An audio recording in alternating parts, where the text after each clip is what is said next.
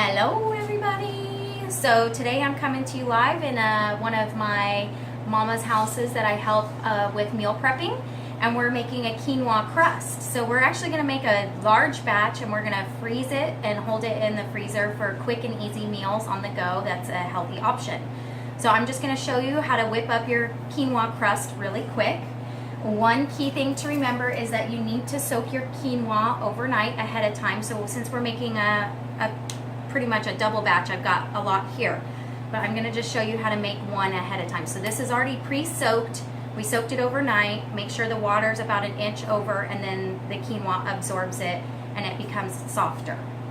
So we're going to get started, and I'll show you what I've got. I've got olive oil, I've got salt, baking soda, and then I'm going to add some garlic powder for some flavor, and we're good to go. It's pretty simple recipe. So I'm going to first put in, I've got my easy blender here. It's super simple. So I've got a 1/4 cup of water here that I'm going to pour in, and then I'm going to take 3/4 cup of my quinoa here, really quick, like nothing too fancy.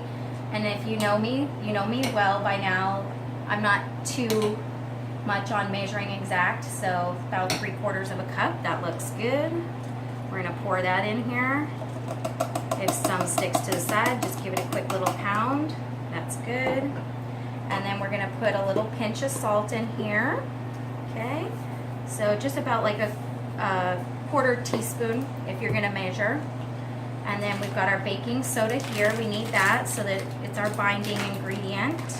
And again, just about a 1/4 teaspoon. Whoop, that was a little much, Amanda. There we go. About a half, actually, half teaspoon, okay? And then we're gonna put about 2 tablespoons of olive oil in there.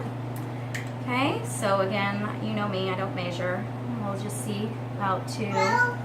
There we go. And then if you want to do the garlic powder, you can do the garlic powder. You don't have to. We're gonna throw a little garlic powder in. It's a nice added flavor to your crust.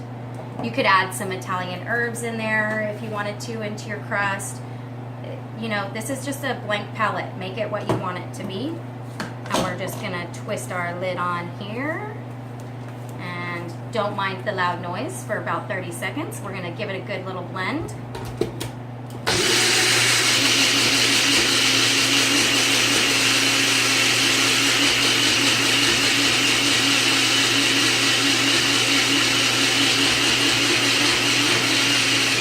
Perfect. And so this will look kind of like a cake batter, I mean a pancake batter, okay?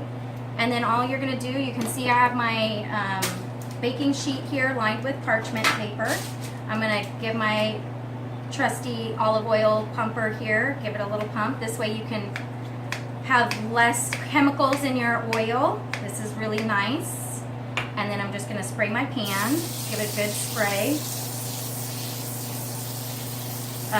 We learned the hard way a couple weeks ago when we did this. You definitely need the parchment paper, okay? So don't skimp on the parchment paper and try extra oil. It doesn't work. Okay, so then we're just gonna pour this on. Simple. Oh, this is gonna be perfect. Give it a little shake so it spreads out evenly. Pound. And then I've got my oven preheated to 425.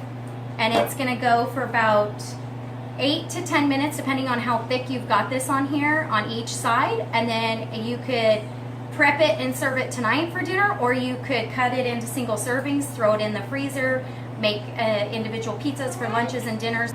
So, quick side note on the quinoa crust is, you know, if you decide to freeze it, undercook it just a little bit, get your portions set, put it in the freezer, and then you're going to recook it again at 425 with the toppings on for about 7 to 10 minutes roughly, if it's still frozen. So now I'm going to show you a really quick way to whip up a homemade sauce for your pizza.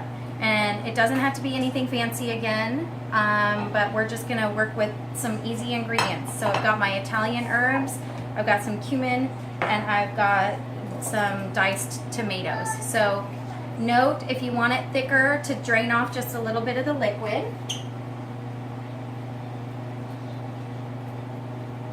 So that your sauce is more of like a thick spaghetti, or like a thicker, like pizza sauce as I dump some on the counter.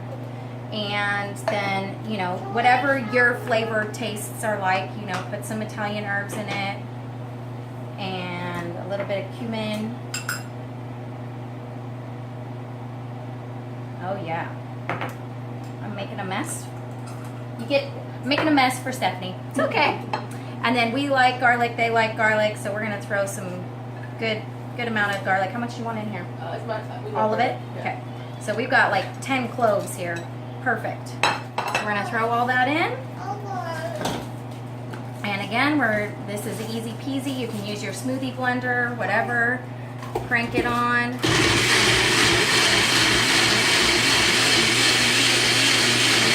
Blend it up.